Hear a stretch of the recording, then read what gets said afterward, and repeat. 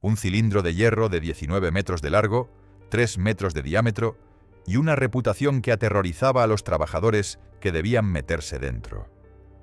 No era una cámara de tortura medieval, aunque bien podría parecerlo. Era el escudo de tunelización, la máquina que revolucionó la construcción de túneles bajo las ciudades más importantes del mundo, y también la que cobró más vidas en el proceso. Durante décadas, este monstruo de acero excavó bajo ríos, montañas y edificios, abriendo paso a metros, alcantarillados y sistemas ferroviarios que todavía usamos hoy.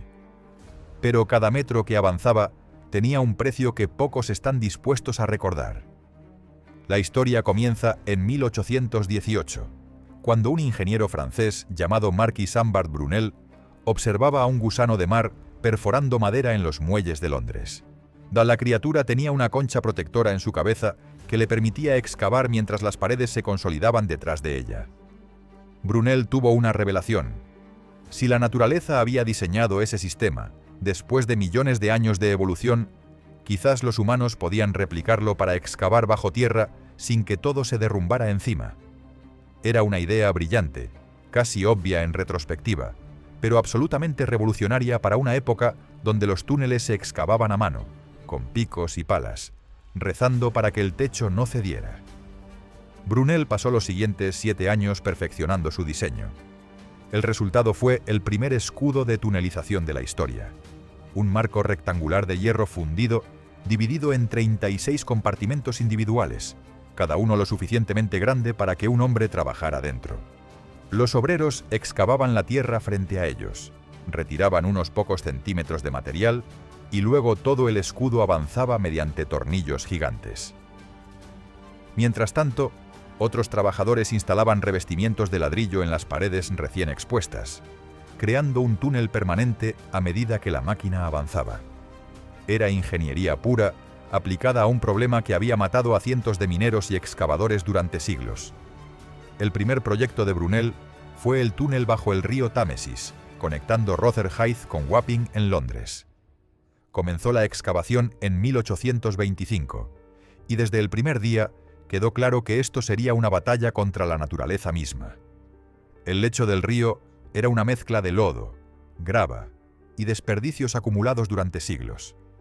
El agua se filtraba constantemente, convirtiendo el interior del túnel en un infierno oscuro, húmedo y claustrofóbico. Los trabajadores pasaban turnos de 12 horas metidos en sus compartimentos, excavando con herramientas básicas bajo la tenue luz de velas que apenas duraban 1 hora antes de consumirse por la falta de oxígeno. Las condiciones eran espantosas. La temperatura dentro del escudo alcanzaba los 35 grados, la humedad era absoluta, y el aire estaba tan viciado que los hombres se desmayaban regularmente. Pero lo peor no era el calor ni la oscuridad. Era el gas del pantano que se acumulaba en las bolsas subterráneas del lecho del río. Metano puro que explotaba sin previo aviso cuando entraba en contacto con las llamas de las velas. Las explosiones no eran enormes, pero en un espacio tan confinado bastaban para quemar a los trabajadores, arrancarles la piel de las manos y dejarlos ciegos durante días. Y como no había sistema de ventilación adecuado, el humo y los gases tóxicos quedaban atrapados dentro, envenenando a todos los que estaban cerca. Marc Brunel era un visionario, pero también era un hombre obsesionado con terminar su proyecto a cualquier precio. Cuando los trabajadores se quejaban de las condiciones, simplemente contrataba más. Cuando alguien moría, su cuerpo era retirado y reemplazado en el siguiente turno. La mano de obra era barata, abundante, y en su mayoría compuesta por inmigrantes irlandeses que no tenían muchas opciones para ganarse la vida. Para ellos, trabajar en el túnel era aceptar un salario decente a cambio de arriesgar sus vidas cada día. Y muchos perdieron esa apuesta. En 1827, apenas 2 años después de iniciar, ocurrió el primer desastre mayor. Una sección del lecho del río cedió, y miles de litros de agua fangosa inundaron el túnel en cuestión de segundos. Los trabajadores que estaban dentro del escudo no tuvieron tiempo de reaccionar. El agua los arrastró, los golpeó contra las paredes de hierro y los aplastó contra los escombros. 6 hombres murieron ahogados, y otros 15 quedaron gravemente heridos. Entre los sobrevivientes estaba Isambard Kingdom Brunel, el hijo de Mark, quien se había convertido en el ingeniero residente del proyecto. Apenas tenía 21 años, y esa inundación casi lo mata. Pasó meses recuperándose de las lesiones internas, pero en cuanto pudo caminar, regresó al túnel. El proyecto se detuvo durante 7 años por falta de financiamiento. Los inversores habían perdido la fe, y nadie quería poner más dinero en algo que parecía condenado al fracaso. Pero Brunel no se rindió. Consiguió más fondos, rediseñó partes del escudo para hacerlo más resistente e implementó nuevos sistemas de drenaje. En 1835, la excavación se reanudó y esta vez avanzaron más rápido. Pero los problemas no desaparecieron. Las filtraciones continuaron, las explosiones de gas se hicieron más frecuentes y la tasa de mortalidad siguió siendo alarmantemente alta. Para 1843, cuando finalmente completaron el túnel, al menos 10 trabajadores más habían muerto y decenas quedaron discapacitados permanentemente. El túnel del Támesis fue un triunfo de la ingeniería, el primero de su tipo en el mundo, y abrió las puertas para proyectos aún más ambiciosos. Pero también estableció un precedente preocupante. Construir bajo tierra era posible, pero costaba vidas. Y en lugar de buscar formas de hacer el trabajo más seguro, los ingenieros simplemente asumieron que las muertes eran un costo inevitable del progreso. El éxito del túnel del Támesis convirtió al escudo de tunelización en la herramienta definitiva para la expansión urbana del siglo XIX. Las ciudades crecían a un ritmo imparable y la superficie ya no era suficiente. Necesitaban sistemas de alcantarillado que evacuaran los desechos sin contaminar las calles, líneas de metro que movieran a miles de personas sin colapsar el tráfico, y túneles ferroviarios que cruzaran montañas en lugar de rodearlas.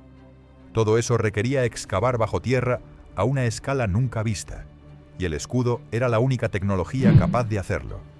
Pero mientras los ingenieros celebraban cada nuevo proyecto, los trabajadores conocían la verdad. Meterse en ese tubo de hierro era jugarse la vida en cada turno. El diseño básico del escudo evolucionó rápidamente después de Brunel. Los ingenieros comenzaron a fabricar versiones circulares en lugar de rectangulares, porque la forma redonda distribuía mejor la presión del suelo circundante y reducía el riesgo de colapsos. También aumentaron el tamaño, pasando de 3 metros de diámetro a 6, 8 y eventualmente hasta 12 metros en algunos proyectos. Cada nueva versión era más pesada, más compleja y teóricamente más segura. Pero en la práctica seguían siendo trampas mortales para quienes trabajaban dentro. El proceso de excavación con un escudo era metódico pero brutalmente exigente. Los trabajadores se dividían en cuadrillas especializadas. Los excavadores, conocidos como mineros de cara, trabajaban en la parte frontal del escudo, directamente contra la pared de tierra sin excavar. Usaban picos, palas y sus propias manos para arrancar el material y cargarlo en carretillas. Detrás de ellos, los operadores de gatos hidráulicos manejaban los enormes tornillos que empujaban todo el escudo hacia adelante, centímetro a centímetro.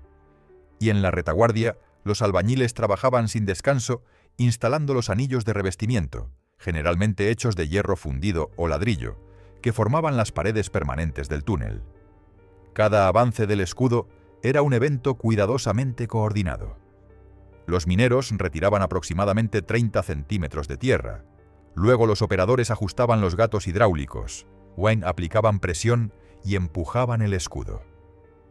El movimiento era lento, ruidoso, y generaba una vibración constante que los trabajadores sentían en los huesos. Una vez que el escudo avanzaba, quedaba un espacio vacío entre la parte trasera del escudo y la pared de tierra. Ese espacio tenía que ser rellenado inmediatamente con los anillos de revestimiento, porque si quedaba abierto demasiado tiempo, el suelo podía ceder y provocar un colapso. Era una carrera contra el tiempo, repetida docenas de veces al día, durante meses o incluso años, según la longitud del túnel. Pero el verdadero peligro no estaba en la rutina. Estaba en las sorpresas que la tierra escondía. Los mapas geológicos de la época eran rudimentarios en el mejor de los casos y completamente inexactos en el peor. Los ingenieros podían predecir el tipo de suelo en la superficie, pero lo que había a 20 o 30 metros de profundidad era un misterio. A veces el escudo atravesaba arcilla compacta que se comportaba de manera predecible. Otras veces se encontraban con capas de grava suelta que se desmoronaba apenas la tocaban, o con bolsas de agua subterránea que inundaban el túnel en minutos. Y en las ciudades costeras o cercanas a ríos, siempre existía el riesgo de romper el lecho acuífero y provocar una inundación catastrófica. Londres aprendió esa lección de la peor manera posible durante la construcción del metro en 1860. El proyecto era ambicioso: crear la primera red de trenes subterráneos del mundo, conectando las principales estaciones de la ciudad mediante túneles profundos. Se usaron múltiples escudos trabajando simultáneamente en diferentes secciones, y cada uno enfrentó problemas únicos. Uno de ellos estaba excavando bajo una zona pantanosa cerca del río Fleet, cuando los mineros notaron que el suelo frente a ellos se volvía más húmedo con cada pala. No era una filtración normal, era agua presurizada fluyendo desde una fuente subterránea.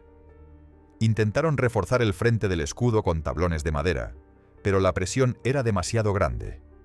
Los tablones se astillaron, el agua explotó hacia adentro y el túnel se inundó en menos de 3 minutos.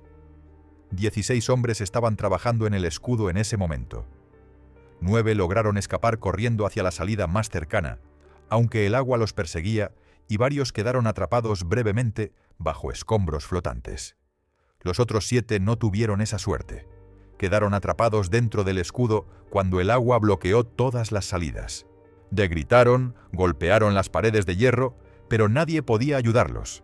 El túnel estaba completamente inundado, y cualquier intento de rescate habría significado más muertes. Pasaron 4 días antes de que pudieran drenar el agua suficiente para recuperar los cuerpos. Cuando finalmente lo hicieron, encontraron que algunos habían intentado excavar su propia salida a través de la tierra, usando solo sus manos. Las uñas arrancadas y los dedos destrozados contaban la historia de su desesperación final. Ese tipo de tragedias no detenían los proyectos. Los ingenieros investigaban, hacían ajustes menores y luego continuaban. La mentalidad de la época era clara. El progreso requería sacrificios, y esos sacrificios siempre provenían de la clase trabajadora. Los periódicos reportaban los accidentes cuando eran especialmente dramáticos, pero rara vez mencionaban los nombres de las víctimas.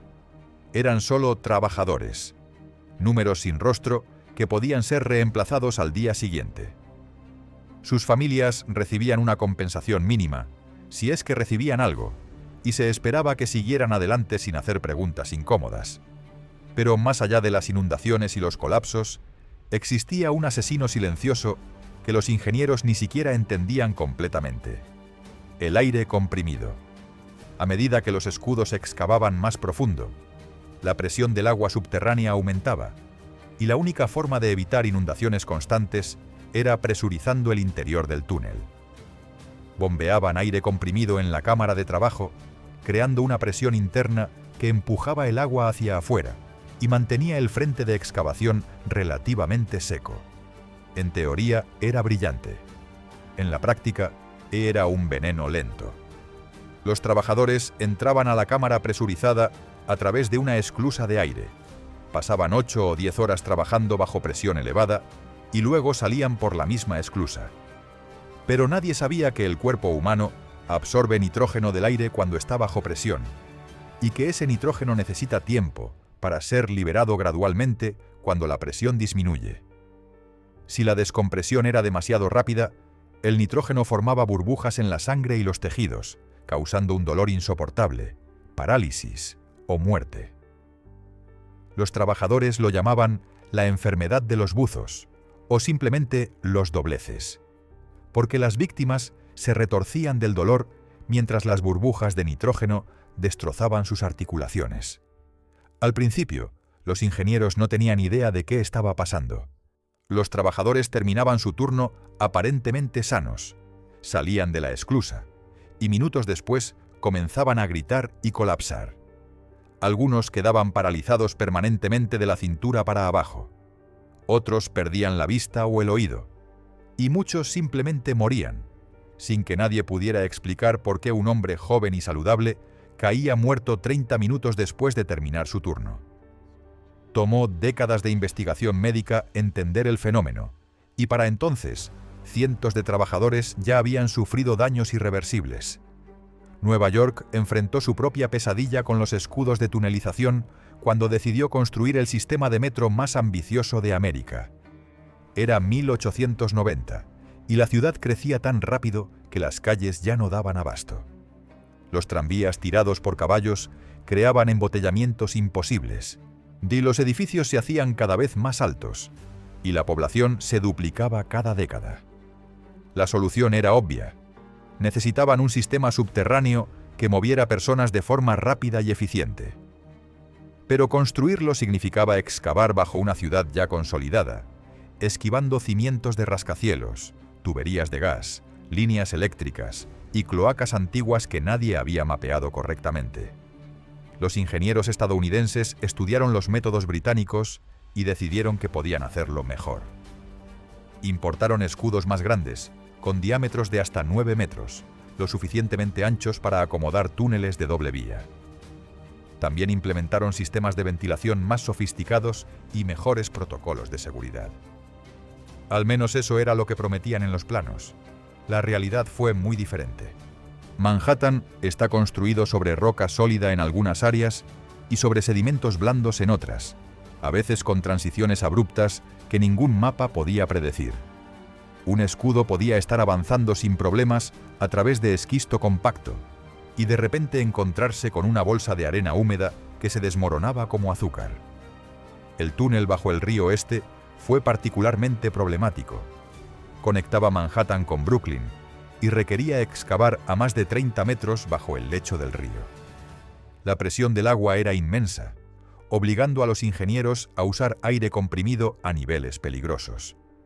Los trabajadores, en su mayoría inmigrantes italianos e irlandeses recién llegados, no tenían idea del riesgo al que se exponían. Firmaban contratos sin leer la letra pequeña, atraídos por salarios que eran el doble de lo que podían ganar en la superficie. Pero ese dinero extra tenía un precio oculto. Los turnos en el túnel del río Este duraban 6 horas, no por generosidad, sino porque más tiempo bajo presión aumentaba drásticamente el riesgo de enfermedad por descompresión. Pero 6 horas seguían siendo una eternidad en esas condiciones. La temperatura dentro del escudo superaba los 40 grados debido al calor generado por las máquinas y la falta de ventilación adecuada. Los hombres trabajaban empapados en sudor, respirando aire que sabía a óxido y humedad. La iluminación venía de lámparas eléctricas primitivas que parpadeaban constantemente, creando sombras danzantes que dificultaban ver con claridad. Y el ruido era constante: el golpeteo de los picos contra la roca, el chirrido de los gatos hidráulicos, el estruendo metálico cada vez que instalaban un nuevo anillo de revestimiento. Pero lo que realmente destrozaba a los trabajadores era el protocolo de descompresión, o más bien la falta de uno adecuado. Después de 6 horas bajo presión elevada, los hombres entraban a la esclusa de aire para salir. El proceso debería haber tomado al menos 1 hora, permitiendo que sus cuerpos liberaran gradualmente el nitrógeno acumulado. Pero los contratistas querían maximizar la productividad, así que reducían el tiempo de descompresión a 30 minutos, o incluso menos. Los trabajadores salían mareados, con dolores de cabeza punzantes, pero se les decía que era normal y que ya se les pasaría. Para muchos no se les pasaba. Los síntomas de la enfermedad por descompresión aparecían minutos u horas después de salir del túnel. Comenzaba con un dolor articular intenso, como si alguien estuviera retorciendo sus huesos desde adentro. Luego venían los espasmos musculares, la dificultad para respirar y, en los casos graves, la parálisis total. El hospital más cercano recibía a docenas de trabajadores del túnel cada semana, muchos de ellos retorciéndose del dolor, incapaces de caminar o incluso de hablar coherentemente. Los médicos hacían lo que podían, pero sin entender completamente la causa. Los tratamientos eran ineficaces. Algunos trabajadores se recuperaban después de días o semanas de agonía. Otros quedaban discapacitados permanentemente. Y varios simplemente morían, sus cuerpos destrozados por las burbujas de nitrógeno que habían formado émbolos en el cerebro o los pulmones. Lo peor era que las compañías constructoras sabían que algo estaba mal, pero preferían ignorarlo. Tenían médicos en plantilla que documentaban cada caso, llevaban registros detallados de los síntomas y claramente veían el patrón. Cuanto más tiempo pasaban los hombres bajo presión y cuanto más rápida era la descompresión, mayor era la tasa de enfermedad. Pero admitir eso significaría ralentizar la construcción, aumentar los costos y potencialmente enfrentar demandas legales. Así que la respuesta oficial era que los trabajadores estaban exagerando, que probablemente tenían condiciones preexistentes, o que simplemente eran débiles. Se culpaba a las víctimas en lugar de arreglar el problema. En 1904, un médico llamado Ernest William Moir finalmente logró demostrar la conexión entre la presión del aire y la enfermedad. Había trabajado en varios proyectos de túneles en Europa y había visto demasiados hombres destrozados para ignorar la evidencia. Realizó experimentos con animales, sometiéndolos a ciclos de presión y descompresión mientras monitoreaba sus reacciones. Los resultados fueron inequívocos. La descompresión rápida causaba burbujas de gas en la sangre, y esas burbujas eran responsables de todos los síntomas. Publicó sus hallazgos y propuso protocolos de descompresión graduales que reducirían drásticamente el riesgo. Algunos ingenieros adoptaron sus recomendaciones, muchos otros las ignoraron porque ralentizaban el trabajo. Mientras tanto, los escudos seguían excavando bajo ciudades de todo el mundo. París construyó su metro usando versiones mejoradas del diseño de Brunel. Berlín, Viena, Budapest, todas siguieron el mismo camino. Y en cada proyecto la historia se repetía. Trabajadores baratos, condiciones peligrosas, accidentes frecuentes y una tasa de mortalidad que las autoridades preferían no publicar. Los periódicos celebraban la inauguración de cada nueva línea de metro como un triunfo de la civilización moderna, sin mencionar cuántos hombres habían muerto para hacerla posible. Japón adoptó la tecnología del escudo más tarde que Europa, pero cuando lo hizo, la llevó a nuevos extremos. Tokio necesitaba desesperadamente un sistema de transporte subterráneo, pero la ciudad estaba construida sobre sedimentos sísmicamente activos que complicaban cualquier excavación profunda. Los ingenieros japoneses diseñaron escudos más robustos, con sistemas de refuerzo que permitían al túnel flexionarse ligeramente durante un terremoto sin colapsar. Era ingeniería brillante, pero las condiciones de trabajo eran igual de brutales que en cualquier otro lugar. Los trabajadores japoneses enfrentaban los mismos riesgos: inundaciones repentinas, colapsos, enfermedad por descompresión y la presión constante de cumplir con cronogramas imposibles. Uno de los accidentes más devastadores en la historia de la tunelización japonesa ocurrió en 1917, durante la construcción de un túnel ferroviario bajo la bahía de Tokio. El escudo avanzaba bien hasta que rompió una capa impermeable de arcilla y penetró directamente en un acuífero presurizado. El agua entró con tanta fuerza que arrancó el escudo de sus soportes y lo empujó hacia atrás varios metros. Los trabajadores no tuvieron tiempo de reaccionar. 22 hombres murieron ahogados o aplastados en el caos que siguió. El proyecto se detuvo durante meses, mientras los ingenieros ideaban una forma de sellar la brecha y drenar el túnel. Cuando finalmente lo lograron, encontraron que el agua había erosionado tanto el suelo circundante que tuvieron que abandonar esa sección del túnel y comenzar de nuevo por una ruta diferente.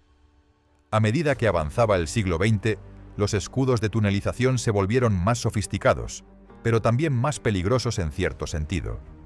La tecnología permitía excavar túneles más largos, más profundos, y a través de terrenos que antes habrían sido imposibles. Pero cada avance técnico traía nuevos riesgos que los trabajadores debían enfrentar.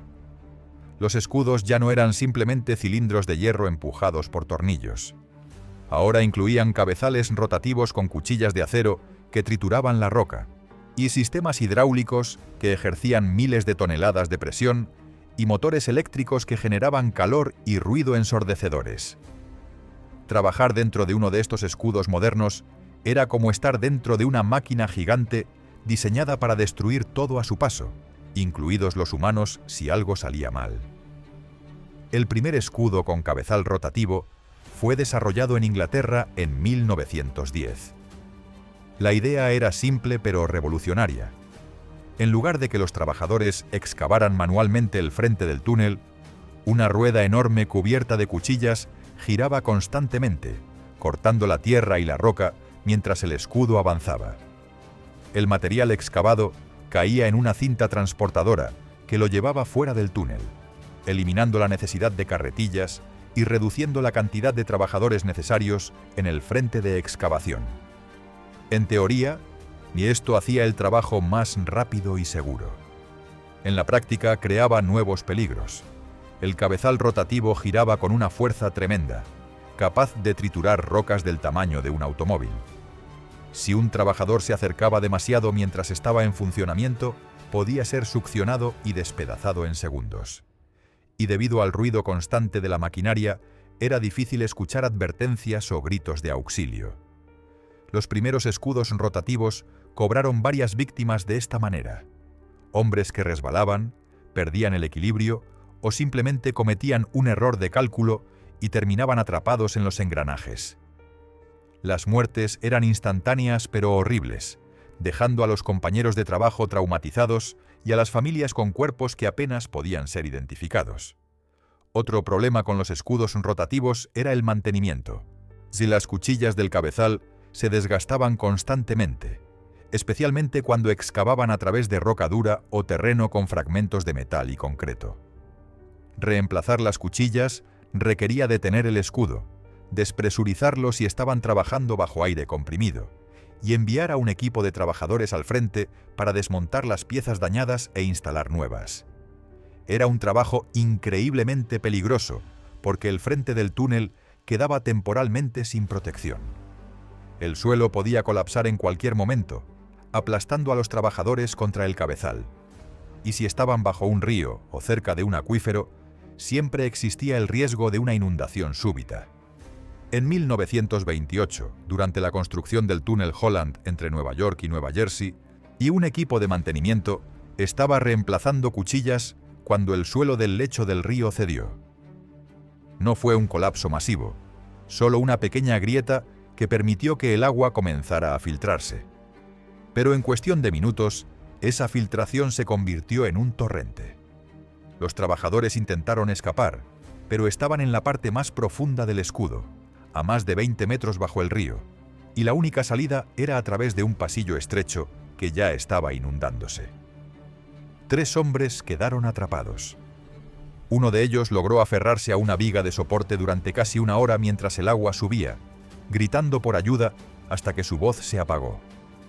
Sus compañeros escuchaban sus gritos desde el otro lado de una compuerta de acero que no podían abrir sin inundar toda la sección del túnel. Tuvieron que esperar hasta que el agua lo ahogara antes de poder drenar y recuperar su cuerpo. Esa clase de tragedias nunca aparecían en los titulares principales. Los periódicos reportaban las muertes, sí, pero siempre en páginas interiores, con descripciones vagas que minimizaban el sufrimiento. 3 trabajadores perecen en accidente de túnel, decían, sin explicar que habían muerto ahogados lentamente mientras sus compañeros los escuchaban gritar. Las compañías constructoras hacían declaraciones públicas lamentando las pérdidas y prometiendo investigar, pero esas investigaciones rara vez llevaban a cambios significativos en los protocolos de seguridad. La prioridad siempre era mantener el proyecto en marcha, cumplir con los plazos y minimizar los costos. Pues Europa enfrentó desafíos similares durante la expansión de sus redes de metro en las décadas de 1920 y 30. Londres continuó excavando nuevas líneas, cada vez más profundas, para evitar interferir con las líneas existentes. Algunas estaciones del metro londinense estaban a más de 50 metros bajo tierra, requiriendo escudos que trabajaban bajo presiones extremas. Los trabajadores en esas profundidades enfrentaban no solo el riesgo de enfermedad por descompresión, sino también el calor insoportable. A 50 metros bajo tierra, rodeados de roca que actuaba como aislante térmico, y con máquinas que generaban enormes cantidades de calor, las temperaturas dentro del escudo podían superar los 45 grados. Los hombres se desmayaban regularmente por insolación, y si varios murieron por golpes de calor que podían haberse evitado con ventilación adecuada. París tuvo sus propios horrores durante la expansión del metro. La ciudad está construida sobre un laberinto de catacumbas, antiguas canteras de piedra caliza que datan de la época romana.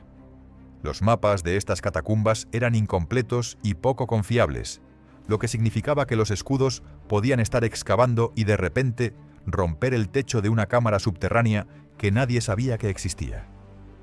Cuando eso sucedía, el suelo bajo el escudo simplemente desaparecía, y toda la máquina, con los trabajadores dentro, caía varios metros. Los afortunados sobrevivían con huesos rotos. Los menos afortunados quedaban aplastados bajo toneladas de hierro. Uno de esos colapsos en 1932 mató a 8 trabajadores instantáneamente. El escudo cayó 4 metros y se inclinó en un ángulo de 45 grados.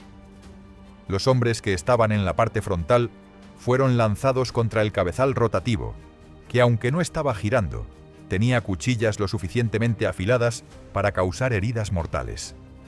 Los que estaban en la parte trasera fueron aplastados cuando los anillos de revestimiento parcialmente instalados se desprendieron y cayeron sobre ellos. Los equipos de rescate tardaron 36 horas en estabilizar el escudo y recuperar los cuerpos. Durante ese tiempo, varios trabajadores sobrevivientes quedaron atrapados en compartimentos laterales, heridos, deshidratados, escuchando los gemidos de sus compañeros moribundos sin poder hacer nada para ayudarlos. La Segunda Guerra Mundial trajo un cambio extraño en la percepción de los escudos de tunelización. Durante los bombardeos alemanes sobre Londres, los túneles del metro se convirtieron en refugios antiaéreos improvisados. Miles de civiles bajaban cada noche a las estaciones para dormir en los andenes, protegidos por metros de tierra y concreto. De repente, esos túneles que habían sido construidos con sangre y sufrimiento se veían como símbolos de seguridad y protección. La gente agradecía su existencia sin saber o sin querer saber cuántos hombres habían muerto excavándolos.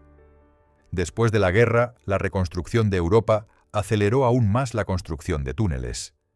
Ciudades devastadas necesitaban infraestructura nueva, y los escudos eran la herramienta perfecta para construir rápidamente. Pero los estándares de seguridad seguían siendo mínimos. La mano de obra era abundante gracias a los refugiados y desplazados que aceptaban cualquier trabajo para sobrevivir, y las compañías constructoras aprovechaban esa desesperación para mantener los salarios bajos y las condiciones precarias. Los años 50 y 60 marcaron la edad dorada de la construcción de túneles a nivel mundial.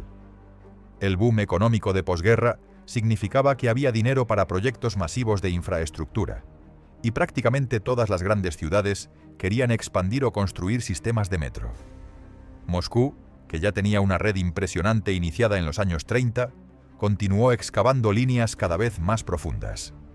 Algunas estaciones del metro de Moscú están a más de 80 metros bajo tierra, construidas no solo como transporte público, sino también como refugios nucleares en caso de guerra. Los escudos que excavaron esos túneles eran gigantescos, con diámetros de hasta 12 metros, y requerían equipos de cientos de trabajadores operando en turnos continuos. La Unión Soviética tenía una relación particular con la seguridad laboral. Oficialmente, el Estado socialista proclamaba que los trabajadores eran lo más valioso y que su bienestar era prioritario. En la práctica, los planes quinquenales exigían que los proyectos se completaran en plazos imposibles, sin importar el costo humano. Los accidentes en los proyectos de túneles soviéticos eran secretos de Estado. No aparecían en periódicos, no había investigaciones públicas, y las familias de las víctimas recibían compensaciones mínimas junto con advertencias de no hablar sobre lo sucedido. Décadas después, cuando cayó la Unión Soviética y se abrieron algunos archivos, ahí surgieron historias escalofriantes de colapsos masivos, inundaciones y accidentes con gas tóxico que habían matado a docenas de trabajadores, pero que nunca fueron reportados. Uno de esos incidentes, que finalmente salió a la luz en los años 90, ocurrió en 1963 durante la construcción de una línea profunda bajo el río Móskova. El escudo rompió una bolsa de gas metano bajo presión, algo que los estudios geológicos habían pasado por alto. El gas llenó el túnel en segundos, desplazando el oxígeno. Los trabajadores comenzaron a colapsar casi instantáneamente, incapaces de respirar, algunos ni siquiera entendiendo qué estaba pasando. Los que estaban más cerca de la salida intentaron correr, pero el gas se movía más rápido. En total, 37 hombres murieron asfixiados. Y los cuerpos fueron retirados en secreto durante la noche. Las familias recibieron notificaciones vagas sobre accidentes laborales, y el proyecto continuó como si nada hubiera pasado. Estados Unidos, por su parte, continuaba expandiendo sus sistemas de metro en ciudades como Nueva York, Boston, San Francisco y Washington. Los estándares de seguridad habían mejorado algo desde los primeros días, principalmente gracias a la presión de sindicatos que luchaban por mejores condiciones. Pero las mejoras eran lentas y a menudo insuficientes. Los trabajadores todavía enfrentaban riesgos significativos cada día, y los accidentes seguían siendo comunes. La diferencia era que ahora había más regulaciones sobre papel, aunque su cumplimiento dejaba mucho que desear. El túnel del metro de San Francisco, construido bajo la bahía en los años 60, y fue particularmente complicado. La bahía tenía un lecho marino inestable con capas de lodo que podían alcanzar 30 metros de espesor en algunas áreas. El escudo tenía que atravesar ese lodo sin hundirse ni desviarse de su trayectoria. Los ingenieros diseñaron un sistema donde el escudo flotaba esencialmente en el lodo, usando una combinación de aire comprimido y lodo bentonítico, bombeado alrededor del perímetro para mantener la estabilidad. Era ingeniería de vanguardia, pero increíblemente delicada. Si el equilibrio de presiones se desajustaba aunque fuera ligeramente, el escudo podía inclinarse, atascarse, o peor, comenzar a hundirse en el lodo blando. En 1967, uno de los escudos trabajando bajo la bahía se atascó cuando una de las bombas de lodo falló. Sin el lodo lubricando el perímetro, el escudo se agarró al suelo circundante y se negó a moverse. Los operadores intentaron aumentar la presión de los gatos hidráulicos, pero eso solo empeoró las cosas. El escudo comenzó a inclinarse, creando una situación desesperante, porque si se inclinaba demasiado, el túnel detrás de él colapsaría. Los trabajadores pasaron 3 semanas trabajando 24 horas al día tratando de liberar el escudo. Excavaron manualmente alrededor del perímetro, bombearon toneladas de lodo adicional y finalmente lograron moverlo. Pero durante esas 3 semanas, 5 hombres murieron en accidentes relacionados con el rescate. 2 aplastados por equipamiento que se desplazó, 1 ahogado cuando una tubería de lodo se rompió y lo cubrió, y 2 que sufrieron ataques cardíacos por el estrés y las condiciones extremas. Si Japón continuaba siendo líder en tecnología de tunelización, impulsado por la necesidad de conectar sus islas principales mediante túneles submarinos. El túnel Seikan, que conecta Honshu con Hokkaido bajo el estrecho de Tsugaru, fue uno de los proyectos más ambiciosos de la era. Los estudios preliminares comenzaron en los años 40, pero la construcción real no inició hasta 1964. El túnel debía atravesar 53 kilómetros, incluyendo 22 kilómetros bajo el lecho marino a profundidades de hasta 240 metros. Era, en ese momento, el túnel submarino más largo y profundo jamás intentado. Los japoneses usaron múltiples escudos trabajando simultáneamente desde ambos extremos, cada uno enfrentando desafíos únicos. El lecho del estrecho de Tsugaru era geológicamente complejo y con fallas sísmicas activas, capas de roca volcánica extremadamente dura y zonas de roca fracturada que filtraban agua constantemente. Los trabajadores enfrentaban el peligro triple de colapsos, inundaciones y terremotos. Y no eran terremotos hipotéticos. Durante los 24 años que tomó completar el túnel, la región experimentó varios sismos significativos que sacudieron el túnel y causaron derrumbes parciales. El accidente más grave ocurrió en 1976, cuando un terremoto de magnitud 6.2 golpeó mientras un equipo de 30 trabajadores estaba realizando mantenimiento en una sección del túnel. El temblor no fue lo suficientemente fuerte para colapsar el túnel completamente, pero sí causó que varios anillos de revestimiento se agrietaran y desplazaran. El agua del mar comenzó a filtrarse a través de las grietas, primero en chorros finos, luego en torrentes. Los trabajadores intentaron sellar las grietas con cemento de fraguado rápido, pero la presión del agua era demasiado grande. Tuvieron que evacuar la sección, dejando que se inundara, y esperar hasta que pudieran bombear suficiente concreto desde la superficie para crear un tapón sólido. Milagrosamente, nadie murió en ese incidente, pero 3 hombres quedaron atrapados brevemente cuando una compuerta se atascó y tuvieron que ser rescatados por buzos que entraron al túnel parcialmente inundado. Europa también vio proyectos masivos durante este periodo. El túnel bajo el Canal de la Mancha había sido una fantasía durante más de un siglo, pero en los años 60 y 70, Inglaterra y Francia finalmente comenzaron a tomarlo en serio. Los primeros intentos de construcción en los 70 fueron abandonados por problemas financieros y políticos, pero la tecnología desarrollada durante esos intentos preparó el terreno para el éxito eventual en los 80. Los escudos diseñados para el túnel del canal eran los más avanzados del mundo, con diámetros de 8 metros, cabezales rotativos capaces de cortar tanto tiza blanda como roca dura, y sistemas automatizados que reducían la cantidad de trabajadores necesarios en el frente de excavación. Los años 80 transformaron la construcción de túneles de una industria artesanal brutal a algo que comenzaba a parecerse a la alta tecnología.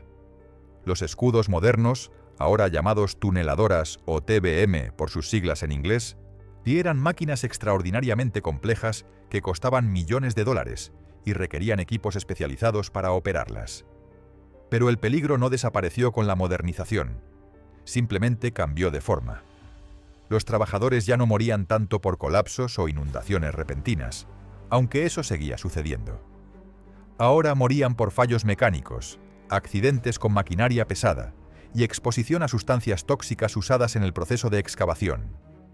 Las tuneladoras modernas eran ciudades en miniatura bajo tierra. Una TBM típica de los 80 medía más de 100 metros de largo desde el cabezal de corte hasta la cola. El cabezal rotativo en el frente podía tener 8 o 10 metros de diámetro, equipado con docenas de discos cortadores que giraban bajo presiones hidráulicas inmensas. Detrás del cabezal venía la cámara de trabajo donde los operadores monitoreaban la excavación, seguida por secciones para el sistema de transporte de escombros, generadores eléctricos, sistemas hidráulicos, áreas de descanso para los trabajadores e incluso cocinas y baños en las máquinas más grandes. Todo esto se movía como una unidad, avanzando metro a metro a través de la tierra. Pero esa complejidad creaba vulnerabilidades. Un fallo en cualquier sistema podía detener toda la operación, y reparar algo dentro de una tuneladora era infinitamente más difícil que en la superficie. Si un generador fallaba, los trabajadores tenían que desmontarlo y repararlo en un espacio confinado, oscuro y a menudo peligroso. Si una tubería hidráulica se rompía, el fluido podía escapar bajo presión extrema, creando un chorro capaz de cortar carne y hueso. Y si el cabezal de corte se atascaba o dañaba, alguien tenía que entrar a la cámara de corte para arreglarlo. Un trabajo que seguía siendo tan mortal como en los días de Brunel. El proyecto del túnel del Canal de la Mancha, que finalmente comenzó en serio en 1987, demostró tanto las capacidades como las limitaciones de las tuneladoras modernas. El proyecto utilizó 11 TBMS trabajando simultáneamente, 6 desde el lado francés y 5 desde el británico. Cada máquina tenía un nombre, un equipo dedicado, y la responsabilidad de excavar varios kilómetros de túnel. La geología bajo el canal era mayormente tiza blanda, ideal para la excavación mecánica. Pero había zonas impredecibles de roca fracturada y bolsas de agua que causaban problemas constantes.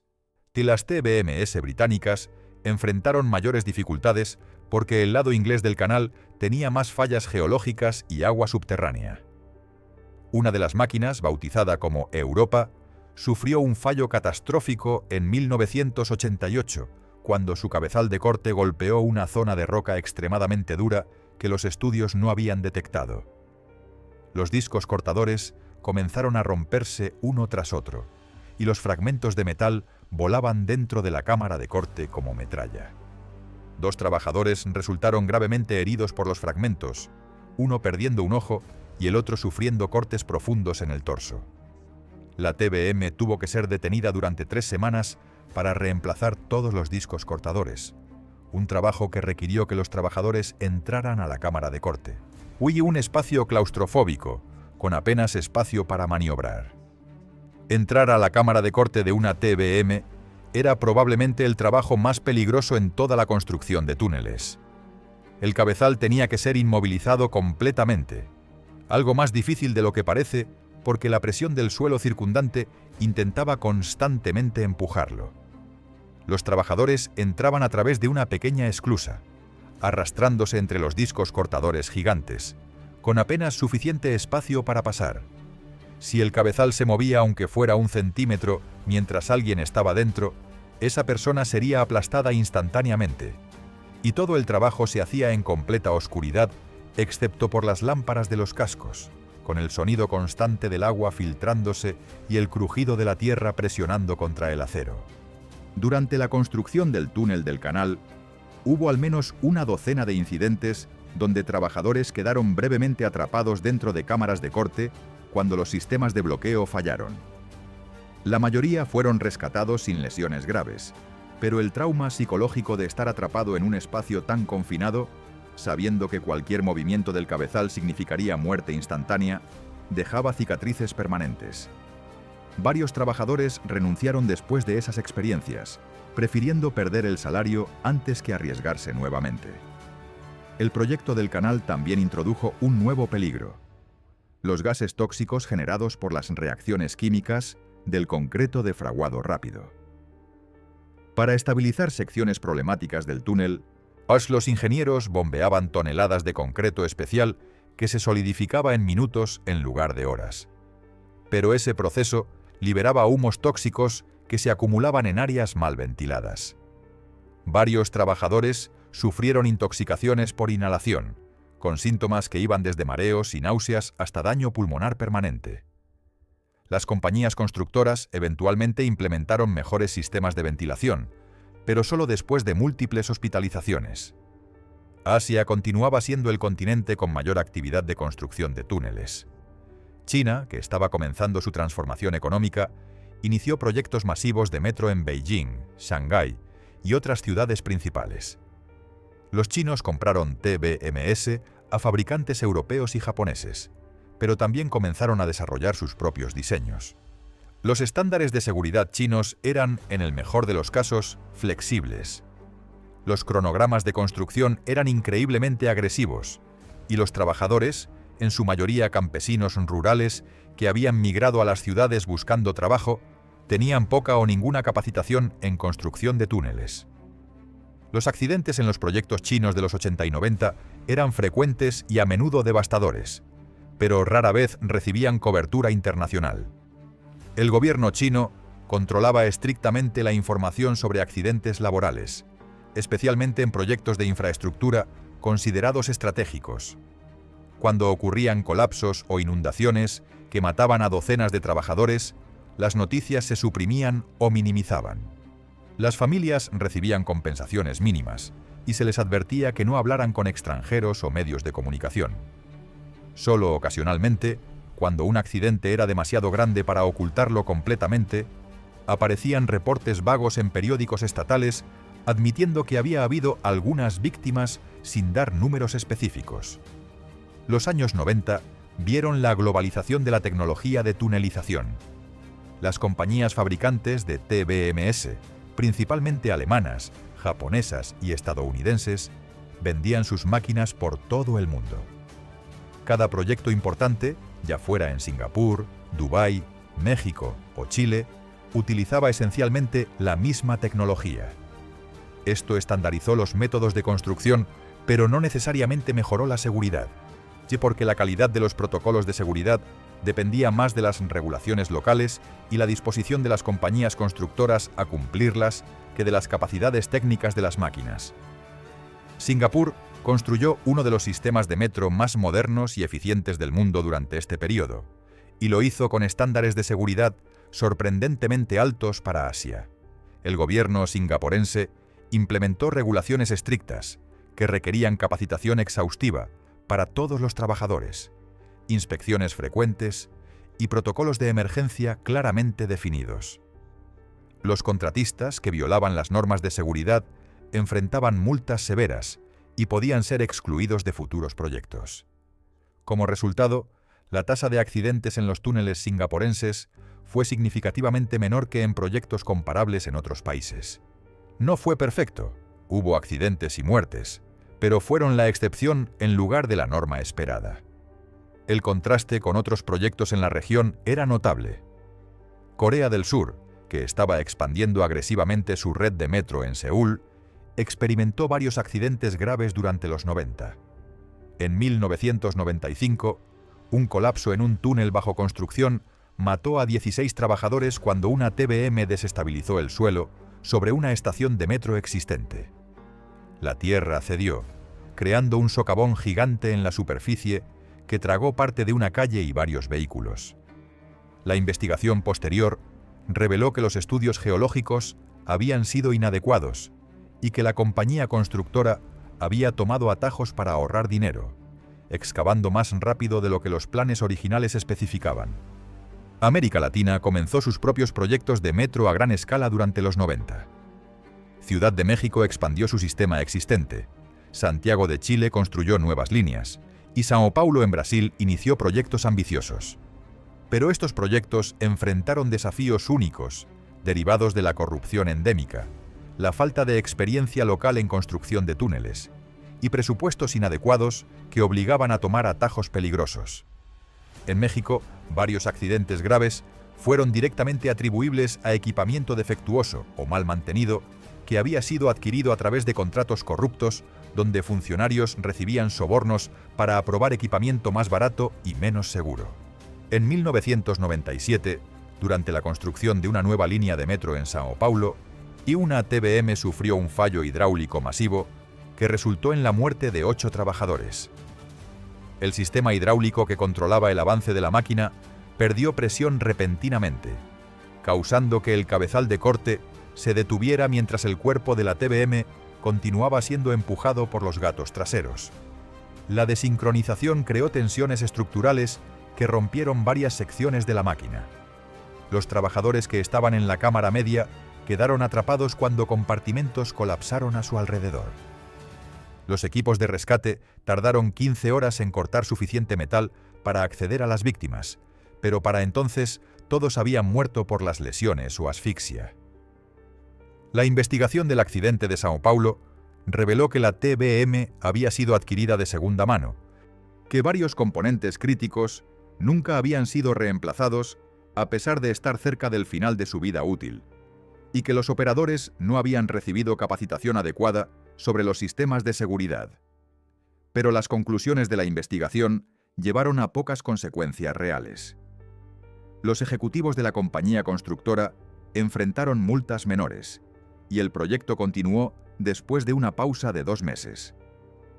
Las familias de las víctimas recibieron compensaciones que apenas cubrían los gastos funerarios, y se esperaba que aceptaran en silencio. Europa, mientras tanto, continuaba siendo líder en innovación de tunelización. Los suizos iniciaron el proyecto del túnel de base de San Gotardo en los 90, un túnel ferroviario de 57 kilómetros bajo los Alpes que sería el más largo del mundo.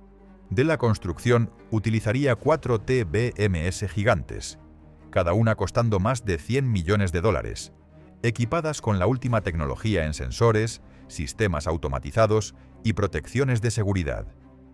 Los suizos tenían una reputación de ingeniería precisa y estándares de seguridad elevados, pero incluso con todos esos recursos y cuidado, el proyecto no estaría libre de tragedias. La excavación del túnel de San Gotardo enfrentó algunos de los terrenos más difíciles jamás encontrados en construcción de túneles. Los Alpes no son simplemente roca sólida, son capas complejas de diferentes tipos de roca formadas por millones de años de presión tectónica. Algunas secciones eran granito extremadamente duro que desgastaba los discos cortadores en horas. Otras eran roca fracturada que se desmoronaba apenas la tocaban. Y luego estaban las zonas de roca aplastante. Un fenómeno donde la presión de las montañas sobre el túnel era tan grande que la roca literalmente fluía como un líquido muy lento, cerrando el túnel detrás de la TBM, si no se instalaban soportes suficientemente fuertes con rapidez.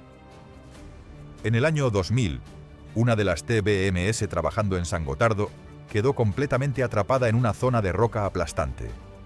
El escudo estaba diseñado para soportar presiones inmensas, pero la montaña ejercía fuerzas que excedían las especificaciones.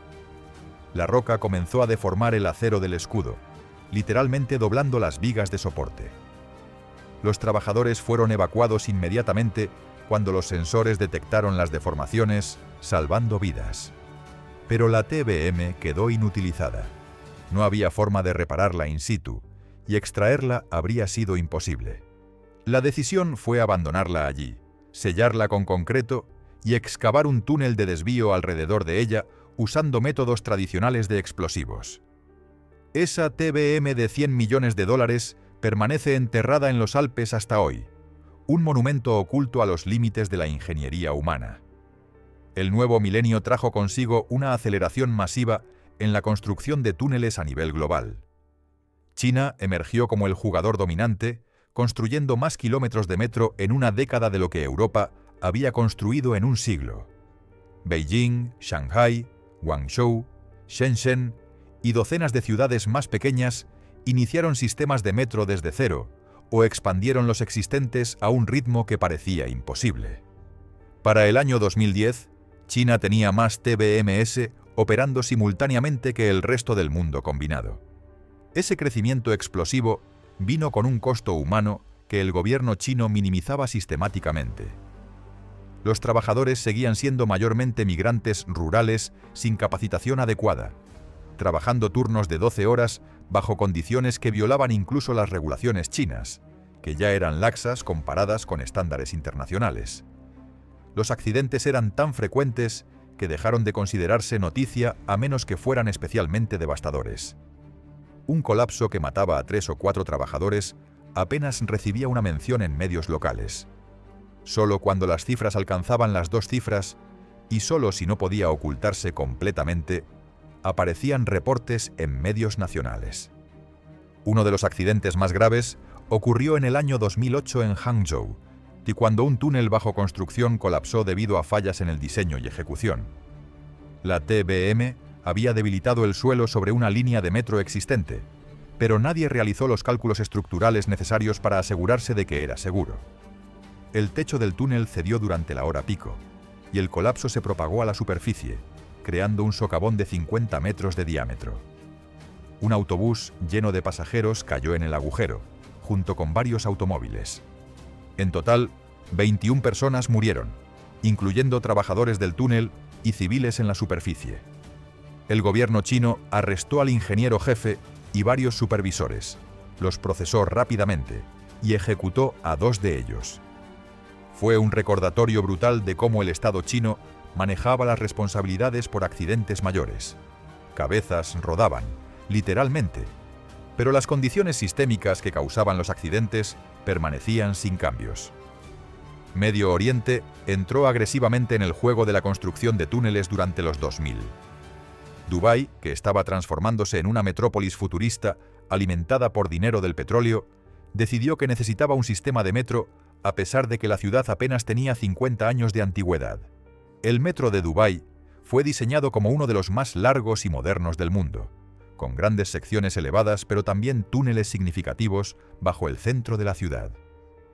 El proyecto atrajo trabajadores migrantes de India, Pakistán, Bangladesh y Filipinas, hombres desesperados por salarios que, aunque bajos para estándares occidentales, eran varias veces lo que podían ganar en sus países de origen. Las condiciones para los trabajadores migrantes en Dubái eran notoriamente malas. Vivían en campamentos abarrotados en el desierto, trabajaban bajo el calor abrasador que superaba los 50 grados en verano y tenían pocos derechos legales. Los túneles proporcionaban al menos un respiro del calor superficial, pero traían sus propios peligros. Varios trabajadores murieron en accidentes durante la construcción del metro de Dubái, aunque los números exactos nunca fueron publicados oficialmente. Las compañías constructoras, en su mayoría consorcios europeos y asiáticos, operaban bajo contratos que limitaban su responsabilidad legal, y el gobierno de Dubái tenía poco interés en investigar accidentes que pudieran dañar la imagen de la ciudad. India comenzó sus propios proyectos masivos de metro en los 2000, con Delhi liderando el camino. El metro de Delhi fue considerado un éxito relativo en términos de ingeniería y cumplimiento de plazos, pero no sin su cuota de accidentes. En el año 2009, un tramo elevado en construcción colapsó durante la instalación, matando a 6 trabajadores y un transeúnte. La investigación culpó a fallas en los procedimientos de soldadura y falta de supervisión adecuada. Bombay, Bangalore, Chennai y otras ciudades indias siguieron con sus propios proyectos de metro, cada uno enfrentando desafíos únicos de terreno, financiamiento y política local. América del Sur vio una renovación en la construcción de túneles durante los 2000. Santiago de Chile expandió significativamente su sistema de metro, considerado el mejor de América Latina. Y los chilenos importaron TBMs de última generación y contrataron consultores internacionales para asegurar que los proyectos cumplieran con estándares modernos de seguridad. A pesar de esos esfuerzos, ocurrieron accidentes. En el año 2012, un incendio en un túnel bajo construcción mató a 3 trabajadores cuando equipamiento eléctrico defectuoso generó chispas que incendiaron materiales inflamables. El fuego se propagó rápidamente en el espacio confinado y el humo tóxico mató a los trabajadores antes de que pudieran escapar. Europa continuaba sus propios megaproyectos. El túnel de base de San Gotardo en Suiza finalmente se completó en el año 2016, después de 17 años de construcción. Oficialmente, 9 trabajadores murieron durante el proyecto, una cifra considerada notablemente baja dado el tamaño y complejidad del túnel. Los suizos atribuyeron esto a sus estrictos protocolos de seguridad, capacitación exhaustiva y disposición a detener trabajos si las condiciones se volvían demasiado peligrosas. Era evidencia de que era posible construir túneles con tasas de mortalidad bajas si las compañías y gobiernos estaban dispuestos a priorizar la seguridad sobre los costos y cronogramas. La tecnología de TBMS continuó evolucionando en los 2010. Las máquinas se volvieron más grandes, más inteligentes y teóricamente más seguras. Los sensores modernos podían detectar cambios en el tipo de suelo segundos antes de que la TBM los alcanzara, permitiendo ajustes preventivos. Los sistemas automatizados reducían la necesidad de trabajadores en las áreas más peligrosas. Y las mejoras en ventilación, iluminación y ergonomía hacían las condiciones dentro de las TBMS menos miserables que en décadas anteriores. Pero la construcción de túneles seguía siendo un trabajo peligroso y los trabajadores seguían muriendo. Los riesgos simplemente cambiaron de forma nuevamente. Los colapsos e inundaciones se volvieron menos comunes gracias a mejores estudios geológicos y diseños más robustos. Pero los accidentes mecánicos aumentaron. Las TBMS modernas tenían miles de componentes móviles, cualquiera de los cuales podía fallar catastróficamente. Los sistemas hidráulicos operaban a presiones de cientos de bares, suficientes para que una manguera rota pudiera cortar a un trabajador por la mitad. Los cabezales de corte giraban con tanta fuerza que si un disco cortador se desprendía, podía atravesar el acero como papel.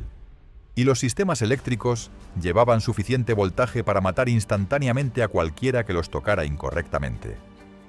En el año 2014, un trabajador en un túnel en construcción en Londres murió electrocutado cuando una conexión mal hecha en el sistema eléctrico de la TBM entró en contacto con la estructura metálica.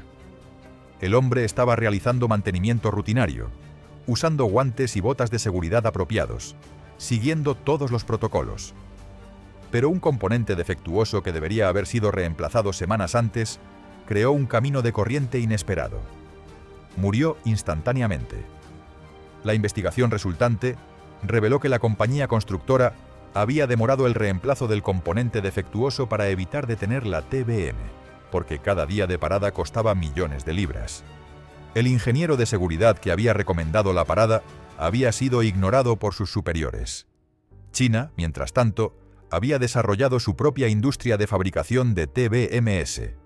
Ya no dependían de máquinas importadas de Europa o Japón. Compañías chinas como Craig y Tianhe producían TBMs que competían con las mejores del mundo en términos de capacidades técnicas, y las vendían a precios significativamente menores. Esto permitió que países en desarrollo, que nunca habrían podido costear TBMs occidentales, iniciaran sus propios proyectos de metro. Pero la calidad y confiabilidad de las TBMs chinas variaba ampliamente. Algunas eran excelentes, otras tenían problemas crónicos de diseño y manufactura que las hacían propensas a fallos. Irán compró TBMs chinas para construir líneas de metro en Teherán, y una ciudad de más de 8 millones de habitantes que necesitaba desesperadamente mejor transporte público. Las TBMs llegaron con manuales en chino mal traducidos al inglés, que luego fueron traducidos al persa con resultados aún más confusos. Los operadores iraníes aprendieron sobre la marcha, cometiendo errores que en algunos casos resultaron en daños a las máquinas y lesiones a trabajadores. En el año 2015, una TBM en Teherán sufrió un colapso parcial de su estructura cuando los operadores excedieron los límites de presión hidráulica porque malinterpretaron las instrucciones. 2 trabajadores resultaron gravemente heridos y la máquina quedó fuera de servicio durante meses mientras se importaban piezas de reemplazo desde China. África comenzó tímidamente a adoptar la tecnología de TBMs durante los 2010. Argelia, en Egipto y Sudáfrica iniciaron proyectos de metro en sus ciudades principales. Pero la falta de experiencia local, combinada con corrupción y financiamiento inadecuado, resultó en proyectos problemáticos. El metro de Argel, iniciado con TBMs alemanas y consultores europeos, sufrió retrasos masivos cuando se descubrió que varios funcionarios habían desviado fondos destinados a equipamiento de seguridad. Algunas secciones del túnel fueron excavadas sin los soportes adecuados, resultando en colapsos menores que afortunadamente no causaron muertes, pero que requirieron trabajo de remediación extenso y costoso. Turquía emergió como un jugador agresivo en construcción de infraestructura durante los 2010 e iniciaron el túnel de Eurasia bajo el Bósforo, conectando las partes europea y asiática de Estambul mediante un túnel ferroviario y vehicular. El proyecto usó la TBM más grande jamás construida en ese momento, con un diámetro de 13,5 metros. El tamaño era necesario porque el túnel tendría 2 niveles, uno para trenes y otro para automóviles. La construcción presentó desafíos únicos debido a la actividad sísmica de la región. Estambul está sobre una falla tectónica activa, y los ingenieros tuvieron que diseñar el túnel para que pudiera resistir un terremoto masivo sin colapsar. Durante la excavación del túnel de Eurasia, la TBM gigante encontró ruinas arqueológicas bajo el lecho del Bósforo, restos de asentamientos que databan de miles de años. Por ley turca, cualquier hallazgo arqueológico debía ser documentado y preservado, de lo que significaba detener la TBM mientras arqueólogos examinaban el sitio. Estos retrasos frustraron a los contratistas, que estaban bajo presión para cumplir cronogramas imposibles. Hubo reportes, nunca confirmados oficialmente, de que algunos hallazgos arqueológicos fueron deliberadamente destruidos o ignorados para evitar más retrasos. Cuando arqueólogos intentaron protestar, enfrentaron presión política y en algunos casos amenazas. La década de 2020 marcó un momento extraño para la construcción de túneles. La pandemia de COVID detuvo o ralentizó proyectos en todo el mundo durante meses, creando caos logístico y financiero. Pero una vez que las restricciones se relajaron, la construcción se aceleró nuevamente, impulsada por gobiernos que veían la infraestructura como una forma de estimular economías dañadas. China continuó su dominio absoluto, construyendo más kilómetros de túneles en un año de lo que la mayoría de países construirían en una década. India aceleró sus proyectos de metro en múltiples ciudades. Y nuevos jugadores como Vietnam, Filipinas e Indonesia iniciaron sus primeros sistemas de metro serios.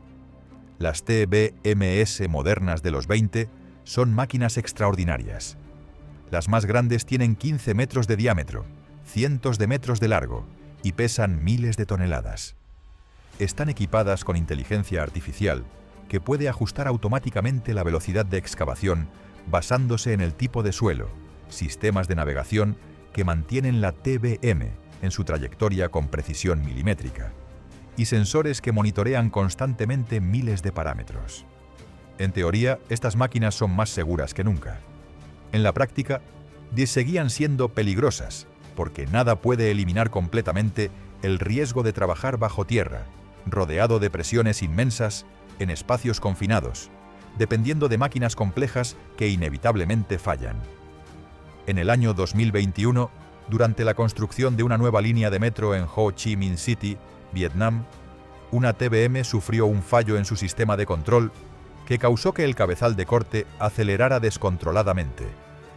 Los operadores intentaron apagar el sistema, pero los controles no respondían.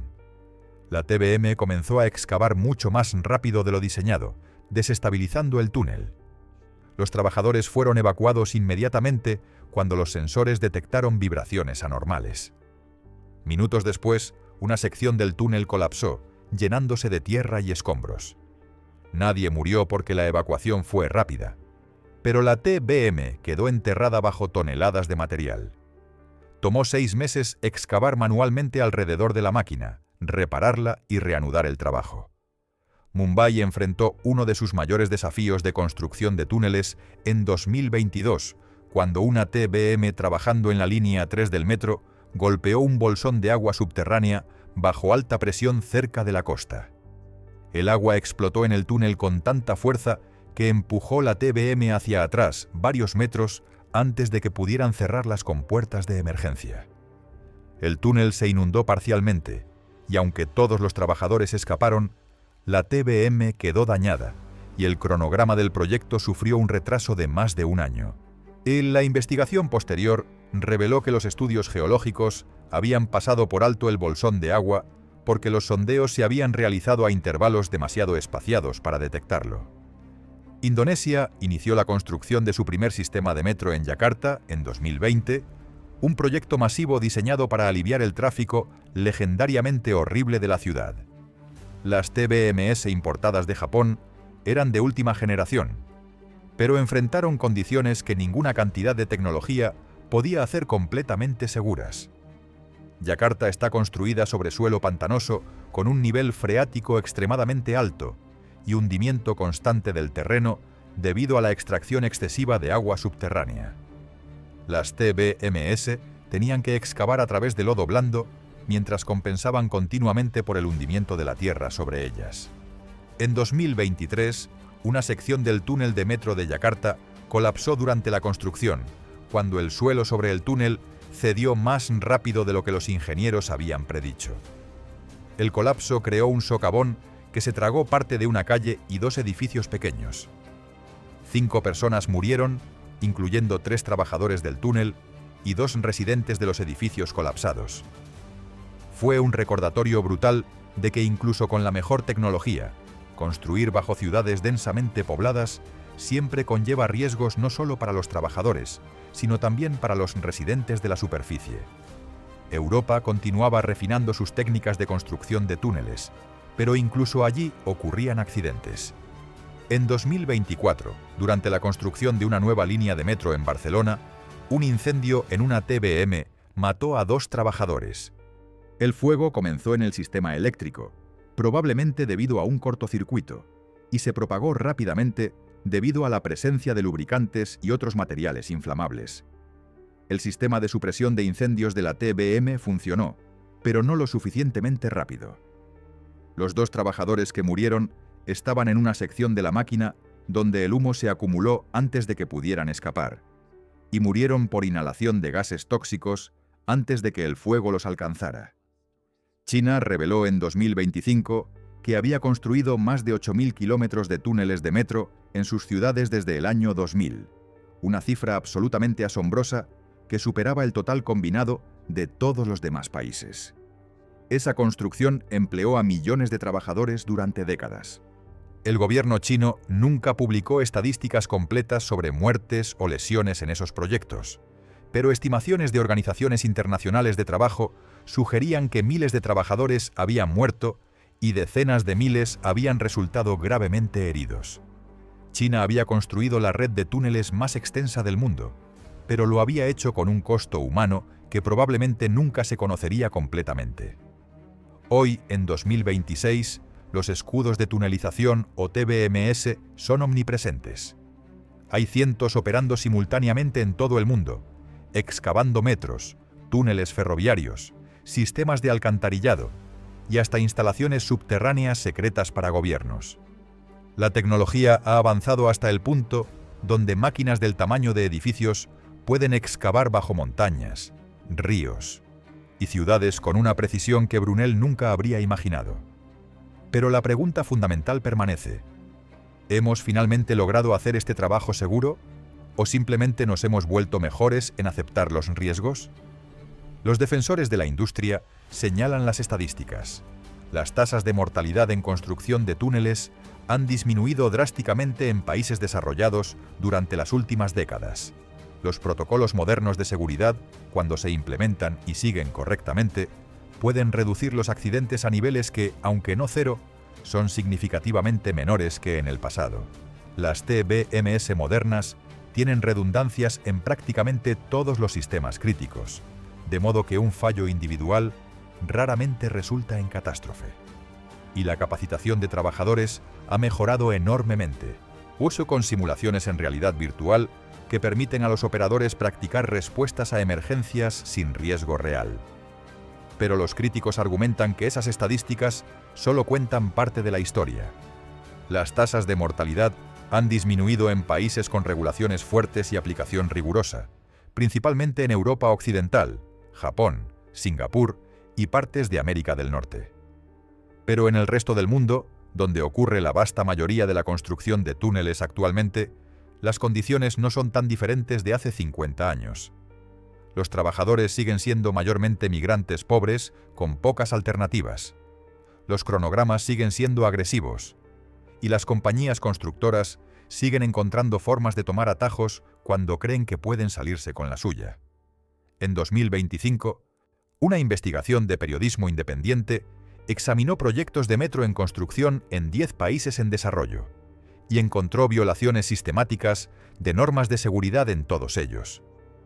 Trabajadores sin capacitación adecuada operando maquinaria compleja, equipamiento de seguridad faltante o defectuoso, turnos que excedían las 12 horas sin descansos adecuados, y en varios casos evidencia de que las compañías constructoras habían falsificado registros de inspección para ocultar problemas.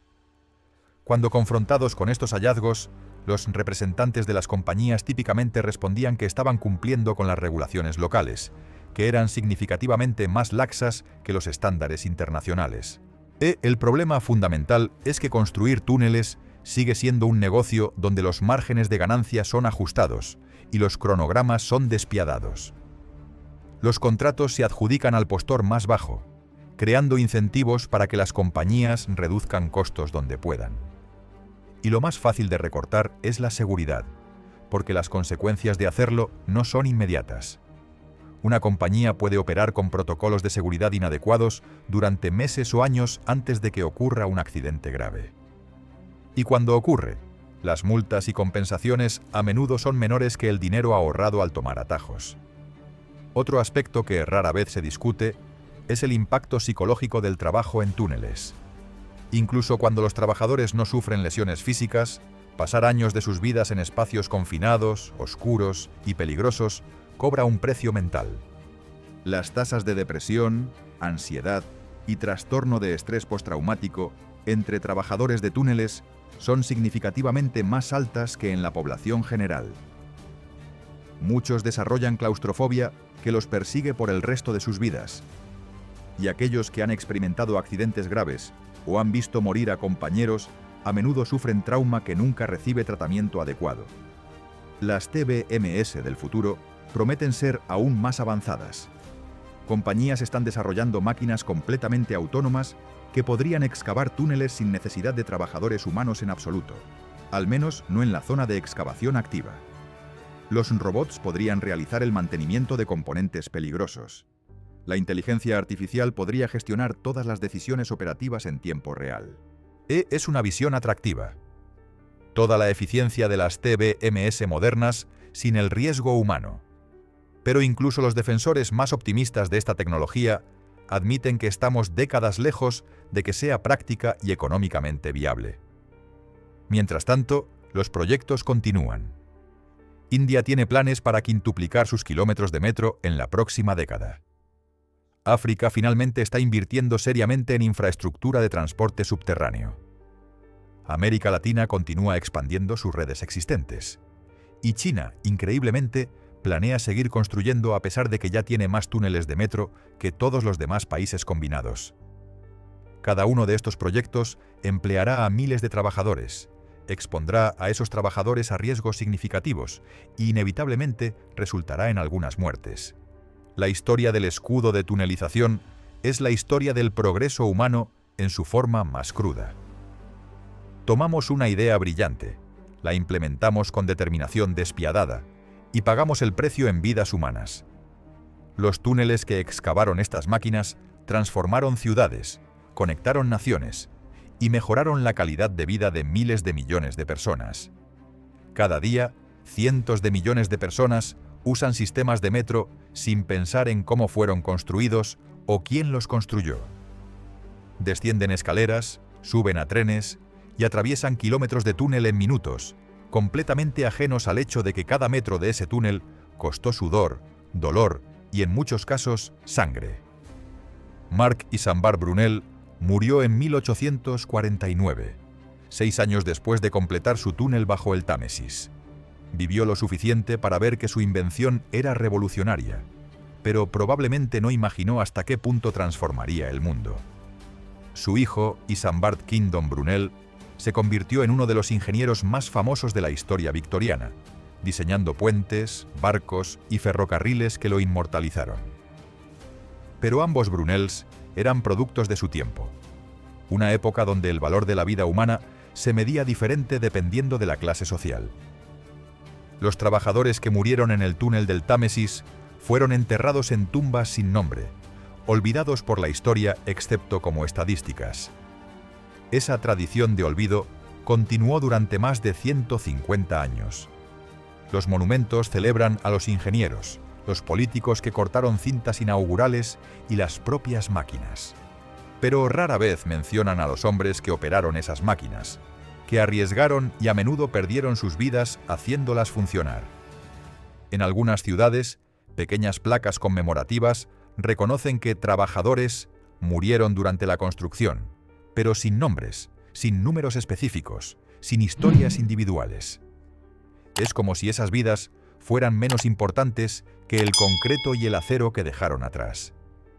Hay excepciones notables. El túnel de San Gotardo en Suiza tiene un memorial dedicado a los 9 trabajadores que murieron durante su construcción, con sus nombres grabados en piedra. Es un gesto pequeño pero significativo, un reconocimiento de que esas muertes no fueron simplemente costos inevitables del progreso, sino pérdidas humanas reales que merecen ser recordadas. Pero San Gotardo es la excepción, no la regla. La vasta mayoría de túneles no tienen tales memoriales. La pregunta incómoda que nuestra sociedad evita enfrentar es: ¿cuánto progreso vale una vida humana? Si pudiéramos construir un sistema de metro que mejoraría la vida de 1 millón de personas, pero definitivamente resultaría en la muerte de 10 trabajadores, ¿deberíamos hacerlo? Nuestras acciones colectivas sugieren que la respuesta es sí, pero pocos lo admitirían explícitamente. Preferimos la ficción reconfortante de que los accidentes son imprevistos, inevitables, actos de Dios. Pero la verdad es que muchos son completamente predecibles y prevenibles, solo que prevenirlos costaría más dinero o tomaría más tiempo del que estamos dispuestos a invertir. Los escudos de tunelización modernos no se comen a los hombres de la misma manera literal y horrorosa que lo hacían en los días de Brunel. Los colapsos masivos que enterraban a docenas de trabajadores simultáneamente son raros ahora.